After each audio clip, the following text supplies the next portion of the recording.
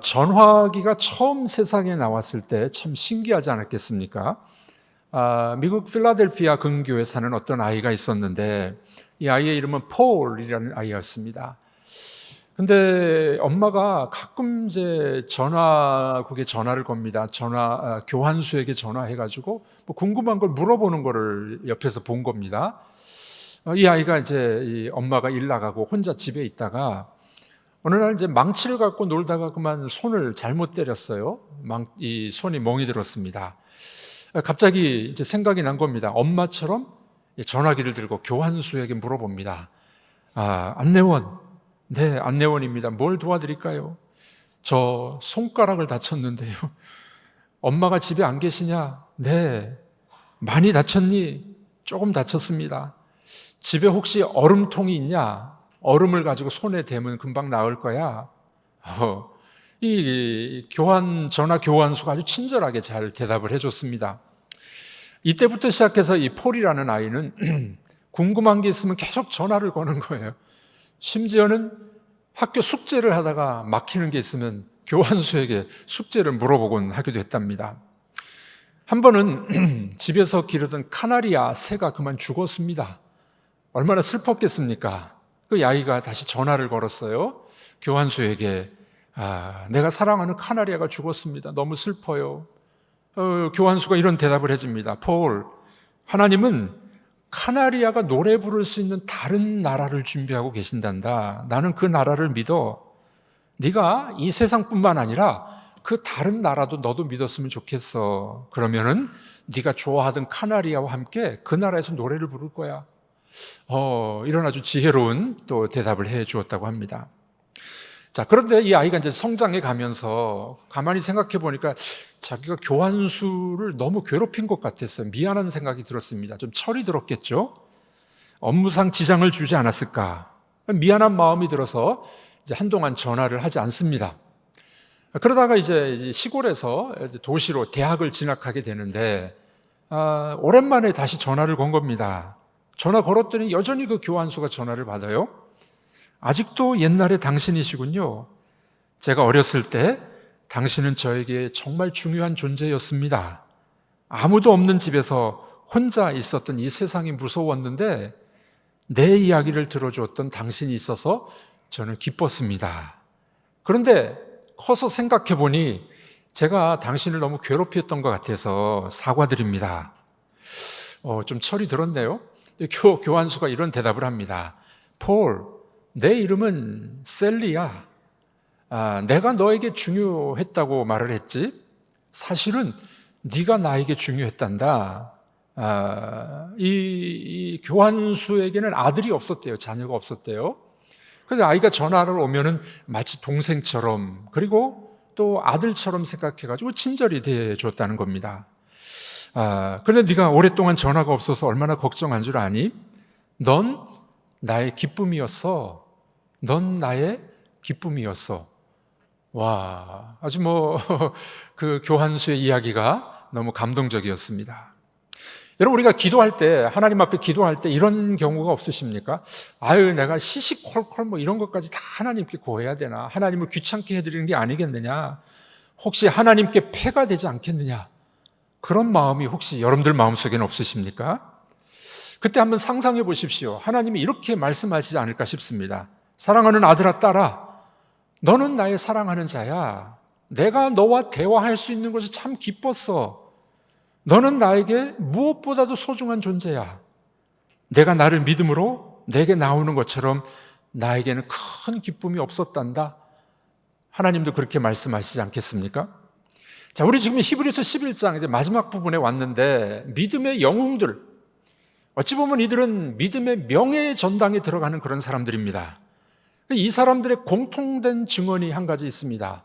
히브리서 11장 6절 앞부분에 우리가 봤는데 다시 한번 읽어보도록 하겠습니다.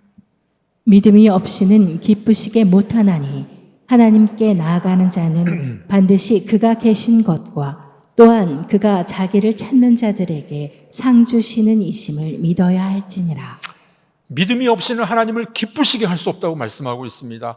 하나님께 믿음으로 나가는 자는 하나님이 반드시 상을 주신다 라고 히브리서는 증언하고 있습니다. 오늘 본문의 말씀은 11장을 마감하면서 믿음의 영웅들, 믿음의 조상들의 종합 세트가 나와요. 마지막으로 종합 세트가 나옵니다. 이 사람들의 모습을 보니 처음에는 보통 인간들이었어요. 보통 인물들이었습니다. 아니, 어찌 보면 우리보다도 못한 그런 소심한 사람들이었습니다. 그런데 하나님을 만납니다. 하나님이 그들에게 사명을 줍니다. 그에게 은혜가 임하게 됩니다. 그랬더니만 보통을 넘어서는 정말 놀라운 일들을 감당하는 믿음의 사람으로 성장하게 됐던 겁니다.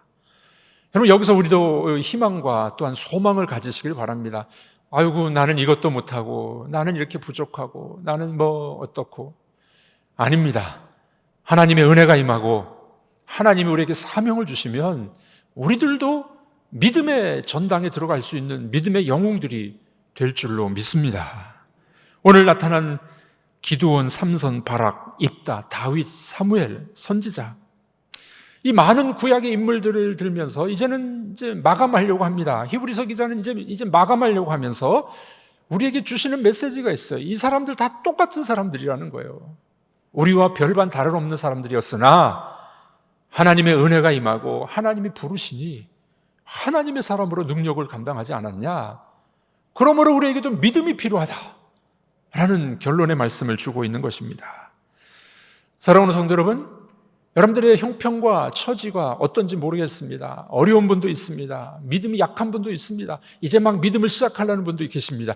그러나 우리도 하나님을 믿는 믿음으로 그분 앞에 나아가게 될 때 여러분들도 믿음의 영웅들이 될 줄로 믿으시길 바랍니다. 오늘 히브리서 기자는 이렇게 이야기합니다. 내가 무슨 말을 더 하리요? 할 말이 너무 많다는 거예요. 믿음의 영웅들을 쭉 언급해 오다가 이제 더 이상 말 안 하겠다는 거예요. 이 표현은 그때 당시 수사학자들, 로마 그리스 철학에 물든 사람들은 말을 너무 잘했어요. 그 변론을 할 때도 보통 2시간, 3시간씩 한답니다. 그래서 이제 그 배경에서 말하는 거예요. 히브리서 기자는 뭐라고 이야기합니까? 그 사람들처럼 내가 할 말이 많은 증거를 댈 수 있어요. 그러나 이제 요약하겠다는 겁니다. 이제 요약해서 말하겠다는 거예요. 믿음으로 증거를 얻은 사람들, 하나님의 은혜를 받은 사람들, 한마디로 요약해서 내가 결론을 내리겠다, 그렇게 말씀하고 있습니다. 이 많은 사람들이 어떻게 그것이 가능했을까요? 그것은 하나님의 함께 하심과 그분을 신뢰하는 믿음. 그래서 성경은 이것을 믿음으로 행한다. 우리 한번 따라해 보겠습니다. 믿음으로 행해야 됩니다. 네, 믿음을 가지고, 믿음이라는 것은 내적인 어떤 확신이에요. 행함, 외적인 실천입니다. 믿음으로 행함이 하나님을 기쁘시게 해드리는 것입니다. 그러므로 이 히브리서 기자는 내가 무슨 말을 더 하리요? 수많은 허다한 증인들이 있으니 내가 이제 더 말을 하지 않아도 믿음으로 살아가십시오. 여러분들도 이 어려운 세상을 믿음으로 살아가시면 그들처럼 영웅이 될 수 있습니다. 이런 메시지를 우리에게 주고 있는 것입니다. 두 번째로, 그러면은 이 믿음의 사람들을 통해서 어떻게 역사하셨는지를 또 이 사례들을 들어주고 있죠. 오늘 이 나온 본문의 이야기는 출애굽 이후의 대표적인 인물들입니다. 자, 오늘 본문 32절인데 우리 같이 읽어보도록 하겠습니다. 기드온, 바락, 삼손, 입다, 다윗 및 사무엘과 및 선지자들의 일을 말하려면 내게 시간이 부족하리로다. 네, 이 기드온, 우리가 잘 아는 사람이죠. 300명의 용사를 데리고 몇만 명의 군사를 이겼던 사람입니다. 여러분들, 전쟁의 힘은 인간의 능력과 힘이 아니요 하나님의 능력이다 하는 것을 보여줬던 대표적 인물이 기드온 아니겠습니까? 바락은 누군가요? 바락이 승리했는데 바락바락해서 이긴 게 아니라 그 여선지자 드보라의 힘과 드보라의 기도, 도움을 통해서 이기게 됩니다. 이 구약의 인물들을 보니 다 믿음으로 이겼다는 겁니다. 그래서 33절 앞부분을 이렇게 이야기합니다. 우리 한번 읽어보도록 하겠습니다. 그들은 믿음으로 나라들을 이기기도 하며 의를 행하기도 하며 약속을 받기도 하며. 믿음으로 이기기도 했습니다. 믿음으로 의를 행하기도 했습니다. 믿음으로 약속도 받았습니다. 이것이 구약의 이 사람들의 믿음의 모습이라는 겁니다. 어느 구약학자는 이 구약 성경을 한마디로 요약하면은 하나님은 용사이시다 이렇게 말합니다. God is the warrior. 하나님은 용사. 여러분들, 하나님은 우리를 대신하여 싸워주시는 용사이신 줄로 믿습니다. 그래서 이런 말이 있어요. 사람을 설득하려고 하지 말고 하나님을 설득하면 하나님이 그 사람을 설득하신다. 누가 더 세겠습니까? 어려운 문제가 있으면 사람을 찾아가고 사람에게 이야기하고 부탁하고, 그런데 잘 안 들어주잖아요. 우리는 누구에게? 하나님께 부탁하고 하나님께 기도하면 하나님이 용사가 되셔서 그 사람의 마음을 움직여 주시는 겁니다. 이것을 성경은 뭐라고 이야기합니까? 믿음이다. 여러분들도 이런 믿음을 가지셔서 하나님이 대신 싸워주시는 그런 은혜를 경험하기를 주님의 이름으로 축복합니다. 자, 여기 이제 여러 인물들이 나오는데 몇 인물만 더 살펴보기를 원합니다. 먼저는 다니엘과 세 친구들의 믿음이 나와요. 다니엘과 세 친구들의 믿음. 33절 마지막에 보니까 사자들의 입을 막기도 하며, 이거 누구 이야기인가요? 다니엘 이야기예요. 다니엘 이야기. 다니엘은 바벨론의 포로로 잡혀가서 그곳에서도 유일하신 하나님을 섬기는 믿음을 버리지 않습니다. 그 일로 인하여 어떻게 해요? 사자굴에 던짐을 받아요. 사자가 잡아먹겠죠. 우리가 잘 알고 있듯이 그는 믿음으로 살았는데 고난이 찾아왔네요. 이게 어찌된 일입니까? 믿음으로 살았는데 사자굴에 던짐을 받았습니다. 어떤 일이 벌어지게 되나요? 하나님의 도우심으로 하나님이 사자들의 입을 막아버리셨어요.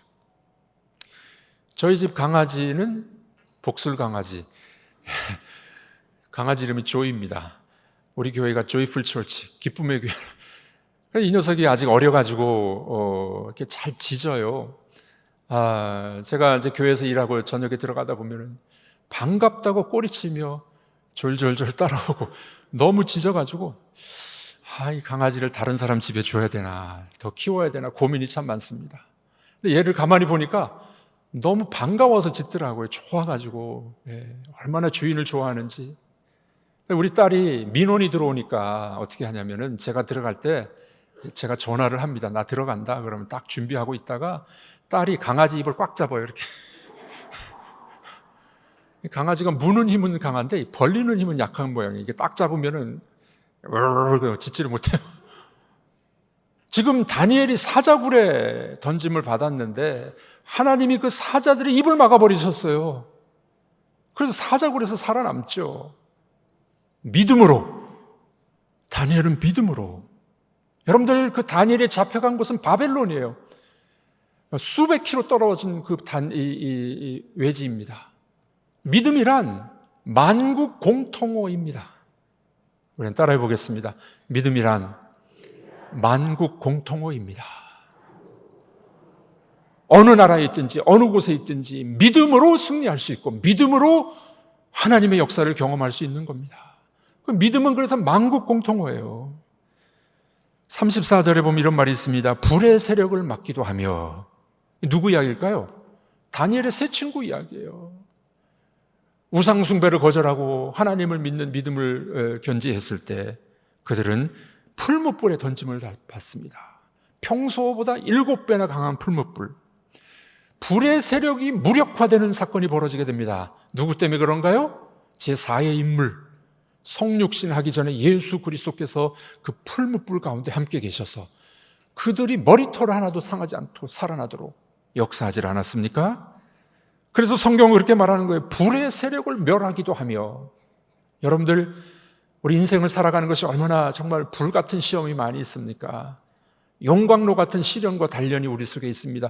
그럼에도 불구하고 제4의 인물 대신 예수 그리스도께서 우리에게 함께 계심으로 우리의 머리털까지라도 보호해 주시는 그런 역사가 있기를 믿음으로 붙잡고 나가는 여러분들이 되기를 주의 이름으로 축복합니다. 불같은 시험이 있지만 그 시험을 이길 수 있는 유일한 방법은 뭐라고요? 믿음입니다.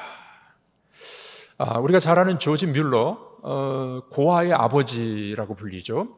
평상시 평생 기도로 5만 번 응답받았던 사람입니다. 제가 책을 읽어보니까 5만 번이 넘어요.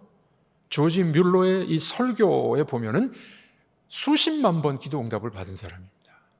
이 사람은 이런 이야기를 했습니다. 우리의 불가능은 우리의 믿음의 부족 때문이다.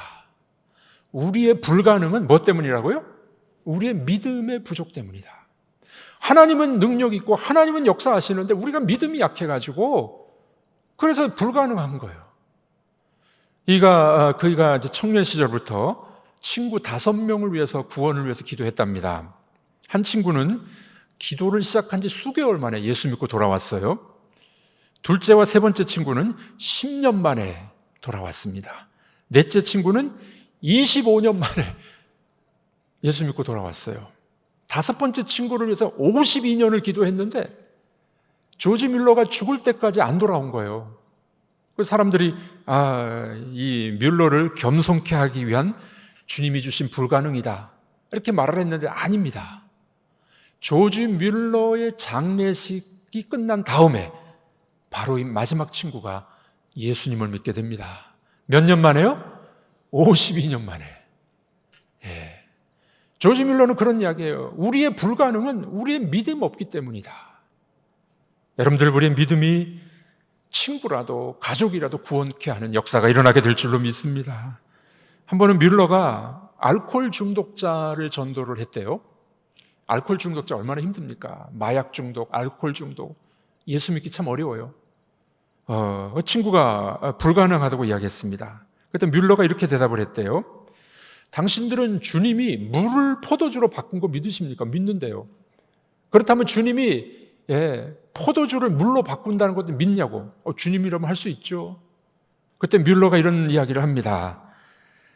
그 하나님이 포도주 독 속에 빠진 인간을 세례의 물속으로 옮겨주실 것을 왜 믿지 못하냐.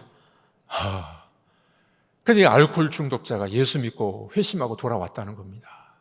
여러분들, 이것이 바로 믿음이에요. 여러분들에게 불가능이 있으십니까? 그것은 하나님이 부족해서가 아니라 우리의 믿음이 부족해서임을 기억하시기를 바랍니다. 또 한 인물이 나옵니다. 누굴까요? 삼손. 34절 하반절 읽어보겠습니다. 34절 하반절. 연약한 가운데서 강하게 되기도 하며. 네. 누구 이야기일까요?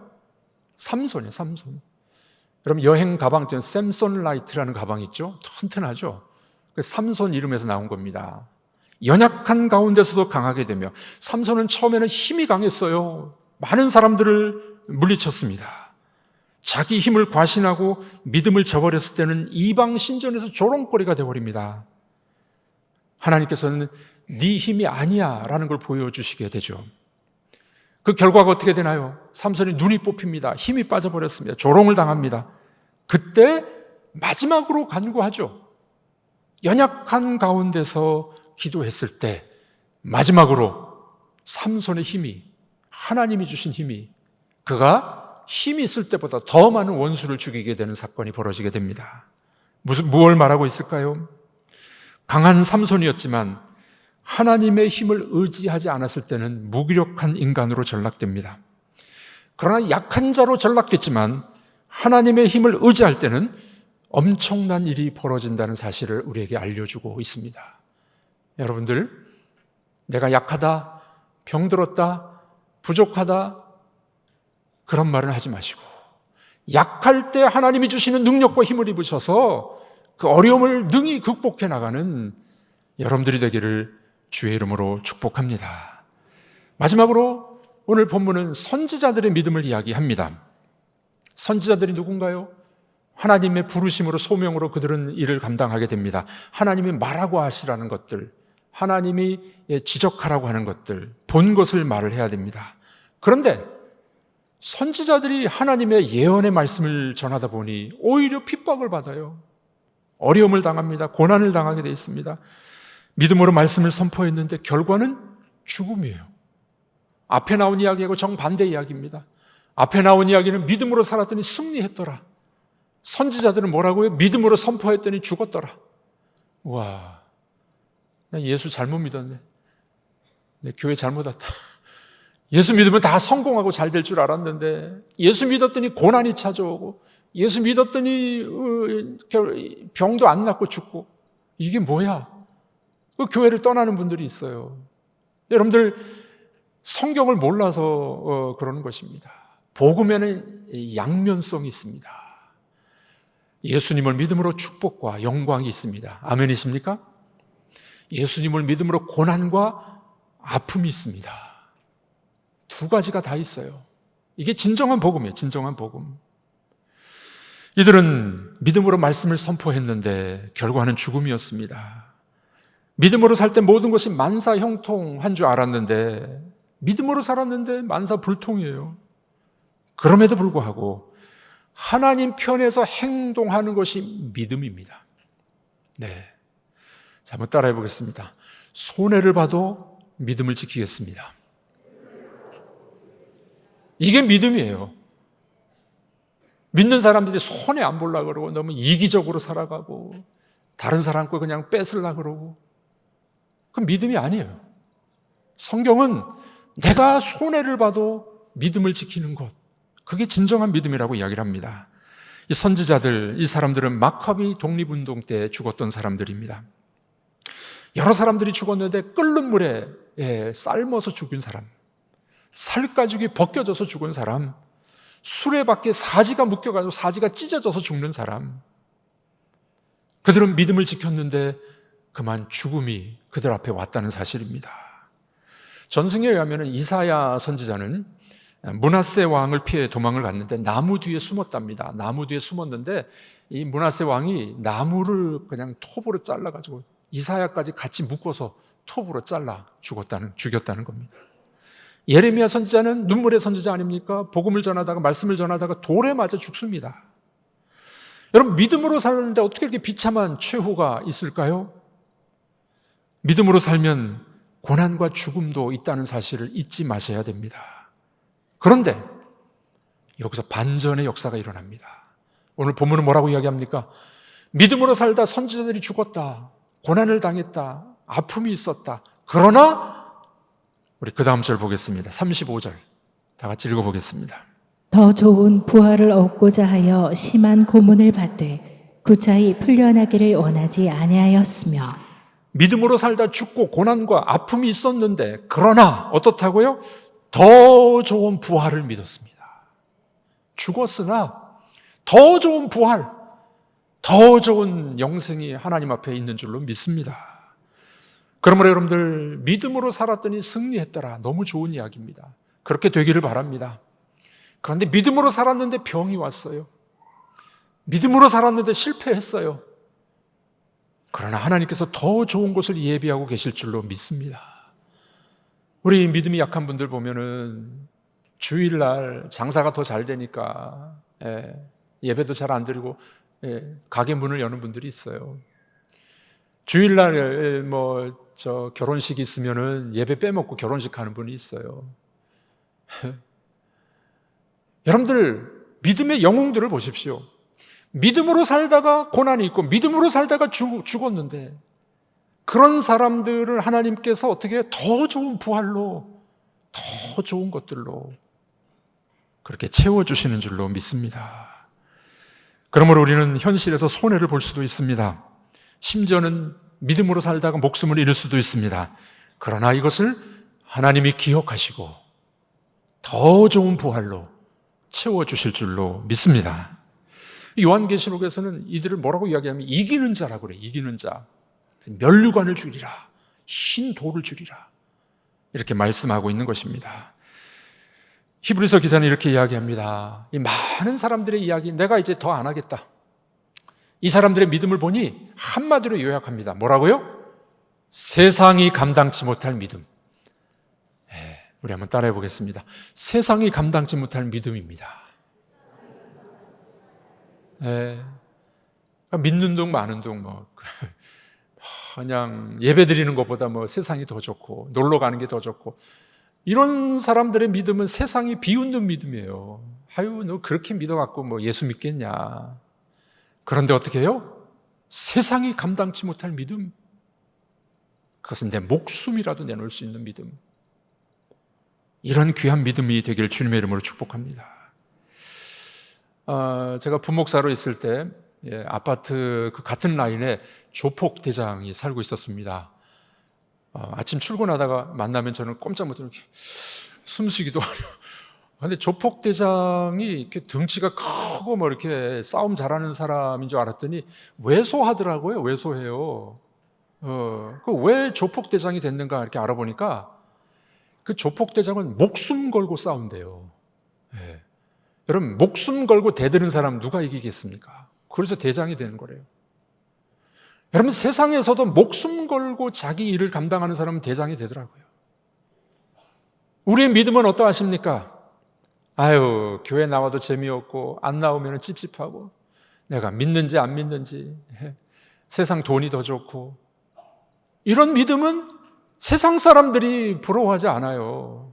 그게 너 믿음이냐? 조롱거리입니다. 그러나 오늘 본문에 나타난 이 사람들 보십시오. 이들은 목숨을 걸고 믿음을 지켰어요. 그 성경은 뭐라고 평가합니까? 세상이 감당치 못할 믿음이다. 여러분들이 그런 믿음의 사람들 되기를 축복합니다. 서두에 말했던 폴이라는 아이, 이제 대학을 들어갔잖아요. 한 학기를 잘 마쳤습니다. 한 학기 마치고서 또 궁금해졌어요. 그 교환수 아주머니가 아직까지 일을 하는지 궁금해서 전화를 합니다. 고향 마을로 전화를 해서 전화했더니만 다른 교환수가 전화를 받네요. 셀리를 바꿔달라고 합니다. 그쪽에서 답이 옵니다. 셀리의 친구인가요? 네, 저는 어렸을 때부터 친구입니다. 그랬더니 뜻밖의 이 셀리라는 그 교환수가 병으로 5주 전에 죽었다는 겁니다. 근데 혹시 전화가 올 텐데 폴이라는 청년한테 전화가 오면 내 메시지를 좀 전달해달라. 쪽지를 남겨놨대요. 뭐냐고 이렇게 적혀 있었습니다. 그 새로운 교환수가 읽어주는 겁니다. 폴 빌리아드가 전화하면 이렇게 전해주세요. 나는 아직도 노래를 부를 수 있는 다른 세상이 존재한다는 걸 믿는다고요. 그렇게 말하면 폴이 무슨 뜻인지 알 겁니다. 폴은 이 말을 듣고 감사합니다. 대답을 합니다. 저는 셀리가 말한 말이 무슨 말인지 압니다. 셀리는 이 세상만 바라보고 살기에는 너무 아름다운 여인이었습니다. 셀리는 이 세상이 아닌 저 세상에 더 어울리는 여인입니다. 여러분들, 세상이 감당치 못할 믿음이 어떤 믿음인가요? 죽어도 내가 믿음을 붙잡겠다. 내가 손해를 봐도 믿음으로 살아가겠다. 하나님이 주시는 승리를 맛보면서도 동일하게 찾아오는 고난과 아픔과 슬픔도 믿음으로 감내하겠다. 이런 사람을 세상이 감당치 못할 사람, 믿음의 사람이라고 평가를 합니다. 오늘 세상이 얼마나 어렵습니까? 여러분들의 인생이 얼마나 고단하십니까? 그러나의 말씀을 꼭 기억하셨으면 좋겠습니다. 예수 믿어서 여러분들이 성공할 수도 있습니다. 예수 믿어서 여러분들이 손해를 볼 수도 있어요. 예수 믿어서 병에 걸릴 수도 있습니다. 예수 믿는데 죽음을 경험하기도 합니다. 그러나 더 좋은 부활, 더 좋은 하나님 나라, 하나님이 여러분들에게 상급으로 주실 줄로 믿습니다.